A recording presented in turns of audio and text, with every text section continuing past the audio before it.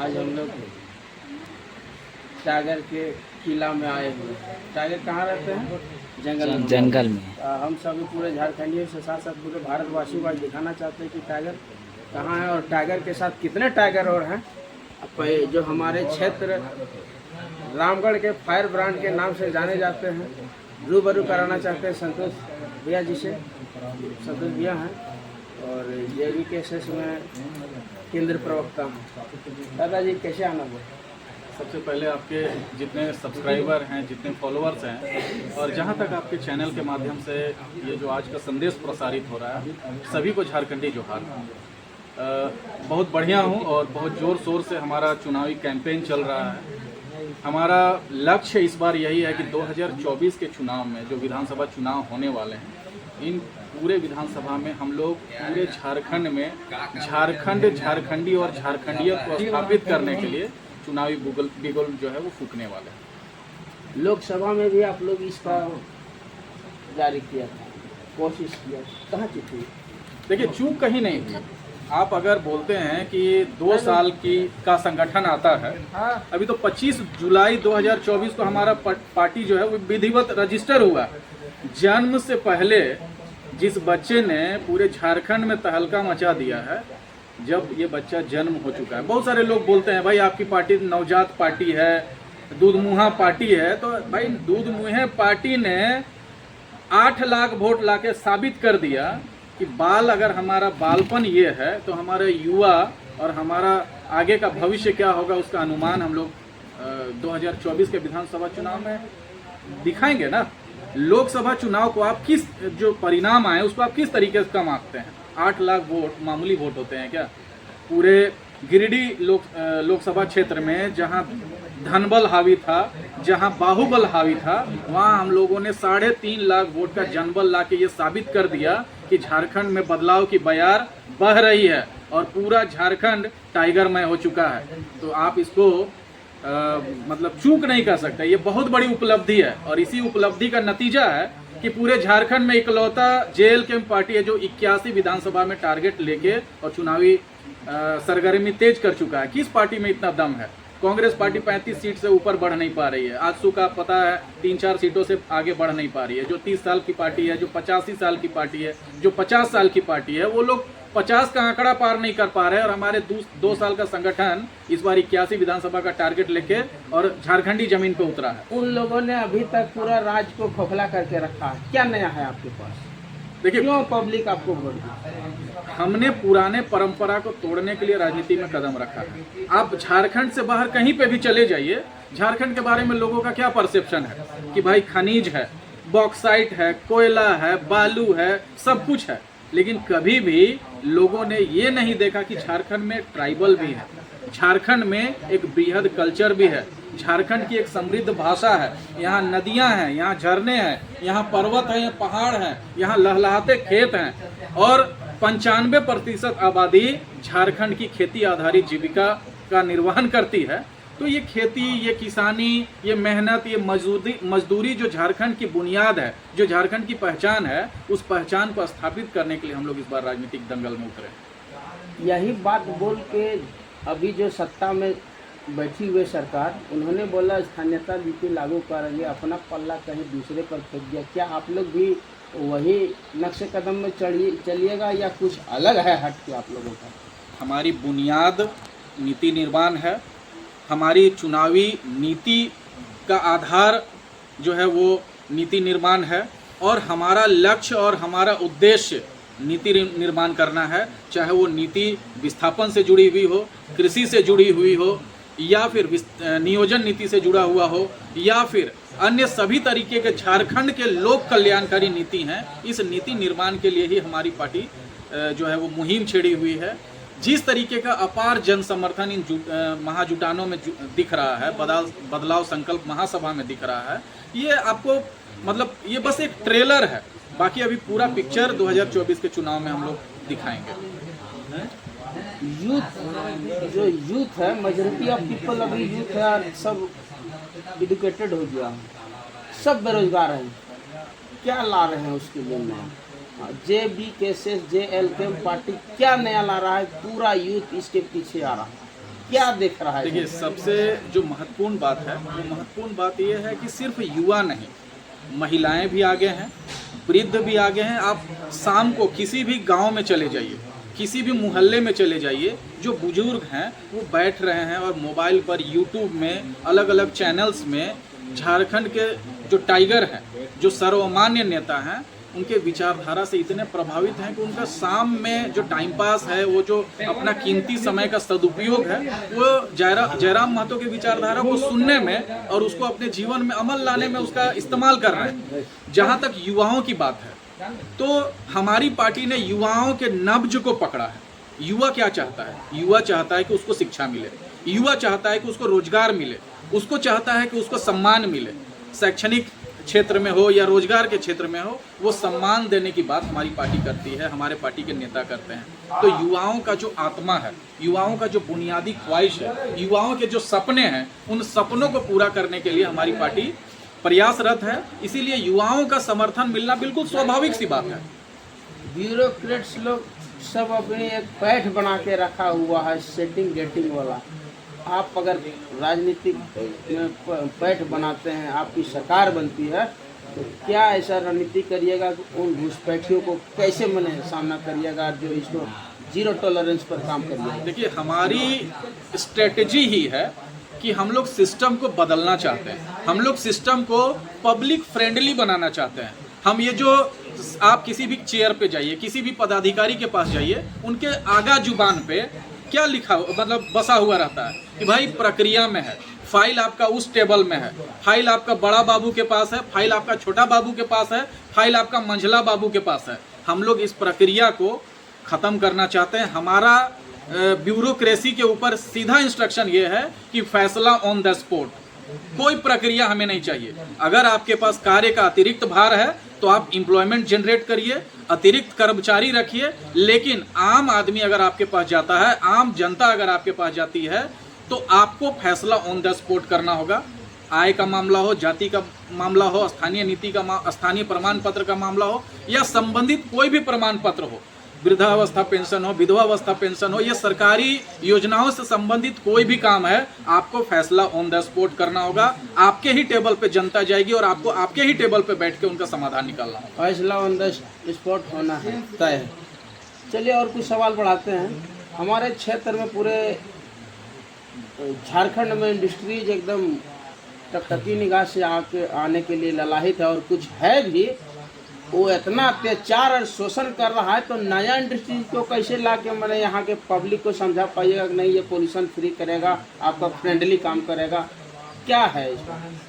एकदम आपका सटीक सवाल है, और आपके सवाल का जवाब तमाम मीडिया चैनल, तमाम यूट्यूब चैनल, तमाम अखबार और तमाम पत्र पत्रिकाएं आपका जवाब देती हैं कि इस पिछले 2024 से लेके जो 24 साल का झारखंड हुआ है, इस पूरे झारखंड के अलग अलग पार्टियों की तुलना अगर हमारे पार्टी से करें, तो उद्योग से जो प्रदूषण फैल रहा है, उद्योग में जो मजदूर हताहत हो रहे हैं, उद्योगों के माध्यम से जो कृषि भूमि अनुपजाऊ हो रही है, प्रदूषण से जो आसपास के लोगों को कैंसर और घातक बीमारियां हो रही हैं, इन सभी से लड़ने के लिए अगर एक लौती पार्टी अभी अगर पूरे झारखंड की जमीन पर संघर्ष कर रही है तो हमारी पार्टी है।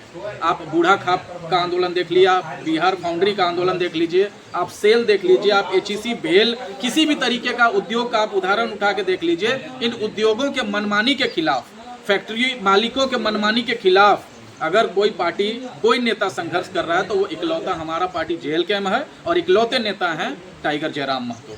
ये तो आपने साबित कर दिया अभी तक JBK से JLK पार्टी को भी मजदूर शोषण होता है, अत्याचार होता है, मौत होता है, तो मुआवजा पहला पार्टी विश्व जो आपका पार्टी दिलाया है अभी तक, बढ़ चढ़ के दिलाया। कुछ और है सवाल, बहुत गंभीर समस्या। गरीब गुरबा लोग जाता है थाना में, थानादार बैठने नहीं देता, थानादार उसका आवेदन लिखता नहीं, महिलाएं शोषित होती है, वंचित होती है। बहुत महिलाएं मैंने तरह तरह के केस में उलझ के आती है, लेकिन कोई सम्मान नहीं मिल रहा है झारखंडियों को।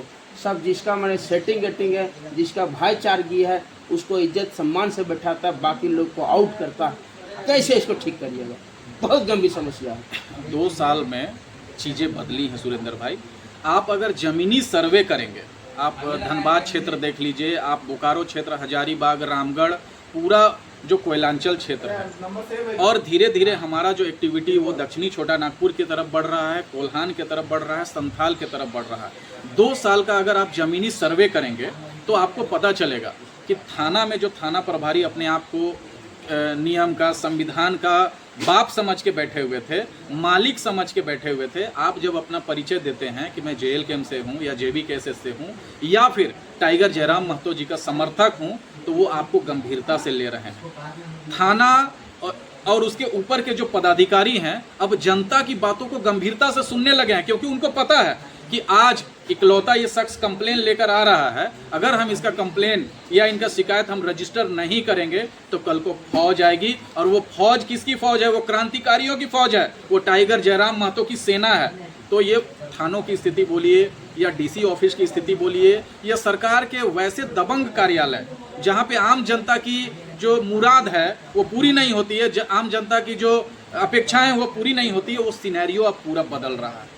अब अधिकारी जनता की बात सुनने लगे हैं, अधिकारी जनता की बातों को प्रमुखता देने लगे हैं, और समाधान के आधारित जो भी प्रयास करने होते हैं वो प्रयास अधिकारी करने को विवश हुए हैं। तो ये एक सकारात्मक राजनीति का परिणाम है। देखिए, आप साफ नियत से, सच्चे नियत से अगर राजनीति करते हैं तो उसका परिणाम आपको क्षेत्र में देखने को मिलता है। आप सर्वे रिपोर्ट है हमारे सामने कि तमाम तरीके के न्याय से संबंधित मामले हैं, वो हमारी पार्टी और हमारे जयराम महतो ने ऑन द स्पॉट फैसले के फॉर्मूले पे उनका समाधान निकाला। निश्चित तौर पर हम लोगों ने भी पूरा फील्ड में घूमते हैं, सर्वे करते हैं, तो ये आपका पुख्ता सबूत है कि आप लोगों ने हर जगह अपना वर्चस्व बनाया है, अपने हक अधिकार को दिलाने का कोशिश करा है। एक गंभीर समस्या है, 5 साल ये सरकार की हो गई, अभी बालू का लूट मचा हुआ, और सरकार बोलती है कि अभी बालू टेंडर नहीं हुआ, अब 2-3 महीना बचा हुआ।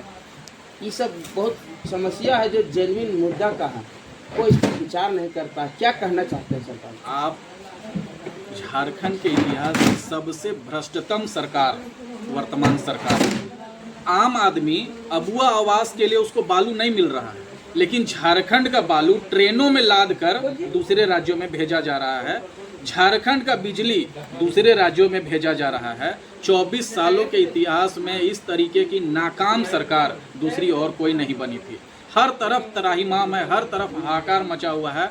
आम आदमी बालू जो है, पहले जो 800-700 रुपये में एक ट्रैक्टर बालू मिलता था, आज आप जाके पता कर लीजिए, शहर के आसपास के क्षेत्रों में एक ट्रैक्टर बालू की कीमत 7-7 हज़ार, 8-8 हज़ार रुपये है। एक हाईवा बालू की कीमत कहीं 12 हज़ार, 8 हज़ार हुआ करता था, वो आज 1 लाख का आंकड़ा पार कर चुका है। तो आप समझ सकते हैं कि ये बालू की क्राइसिस जानबूझ के पैदा की गई है, क्योंकि आप अगर क्राइसिस पैदा करेंगे तो आपको बेनिफिट होगा। अगर आप बालू को एक जगह पे मतलब इकट्ठा करेंगे और ट्रेनों के माध्यम से अलग अलग राज्यों में आप ट्रांसपोर्ट करेंगे, तो ये एक तरीके का काला बाजारी है जिसको सरकार ने सरकारी ठप्पा लगा दिया है। आम आदमी के लिए बालू उपलब्ध नहीं है, आम आदमी के लिए लकड़ी उपलब्ध नहीं है, लेकिन बड़े बड़े ब्यूरोक्रेट्स हैं, बड़े बड़े कॉरपोरेट घराने हैं, उसको ट्रकों में लाद के, उसको ट्रेनों में लाद के बालू मुहैया कराया जा रहा है। इस बार ये जो भ्रष्ट सरकार है, ये जो जल जंगल जमीन का नारा देने वाली सरकार है, लेकिन जब इनकी सरकार बनती है तो ये जल जंगल जमीन लूटने का काम करते हैं। ये सरकार का इस बार जो है अध्याय समाप्त होने वाला है। इस बार हमारी सरकार बनेगी और वो सरकार होगी, झारखंड में झारखंडियों की सरकार होगी, झारखंड में झारखंडियों का सम्मान स्थापित होगा। 5 प्रमंडल है, 5 प्रमंडल में कहाँ मजबूत है? आप देखिए, अगर सबसे ज़्यादा मजबूत स्थिति की बात करेंगे, हम कमज़ोर कहीं नहीं हैं। पहले तो ये स्पष्ट कर देना चाहते हैं कि हम लोग कमज़ोर नहीं हैं, कहीं भी नहीं है। आप झारखंड के 5 प्रमंडल की बात करें, हम मजबूत स्थिति में हैं। उत्तरी छोटा नागपुर में हमारी मौजूदगी सभी राजनीतिक दलों से मजबूत स्थिति में है, और यही स्थिति कमोबेश हमारी दक्षिणी छोटा नागपुर में भी हो रही है। कोल्हान संथाल में भी हम लोग मजबूत हो रहे हैं। पलामू प्रमंडल में भी हमारा राजनीतिक हस्तक्षेप बढ़ा है। तो पूरे 5 प्रमंडल में आने वाले विधानसभा चुनाव से पहले हम लोग सबसे मजबूत पार्टी के तौर पर उभरे हैं, और निसंदेह ये हमारा जो मजबूतीकरण है वो आने वाले समय में और ज़्यादा होगा। बहुत सवाल आता है कि किसी एक ही समुदाय के लोग ज़्यादा इसमें हों, कैसे संदेश दीजिएगा इसको कैसे खारिज करिए? देखिए, ये घिसा पीटा सवाल है। ये जो लोग आंख मूंद के किसी की बुराई करना चाहते हैं, बस वही लोग इस तरीके का सवाल उठा रहे हैं कि एक जाति अथवा एक संप्रदाय का ये पार्टी है। अरे भाई, ये ये जो दायरा है ये कब का टूट चुका है। आप किसी भी जाति के लोग देखिए, आप ST SC में देखिए, आप OBC में देखिए, आप माइनॉरिटीज़ में देखिए, इवन की फॉरवर्ड लोग भी खुलकर इस पार्टी का समर्थन कर रहे हैं। ये पार्टी महतो, मांझी, महरा, मुंडा, मियाँ, मुसलमान, मूलवासी सबकी पार्टी बन चुकी है और सबकी चहेती पार्टी बन चुकी है। तो ये सवाल उठाने वाले लोग को मैं एकदम एक सिरे से खारिज करता हूँ। ये पूरे झारखंड में झारखंडियों की पार्टी है।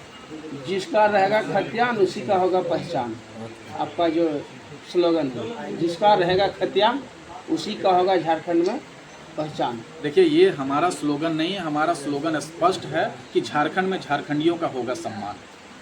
खतियान हमारा एक पैरामीटर रहा है, भाषा हमारा पैरामीटर रहा है, संस्कृति हमारी पैरामीटर रही है, लेकिन झारखंडियों में झारखंड में झारखंडियों की पहचान हमारी पहली और आखिरी प्राथमिकता है। सवाल आखिरी करने से पहले एक महत्वपूर्ण सवाल, कितने सीट से आप मैंने एकदम लड़ने के लिए पुख्ता तैयार हैं?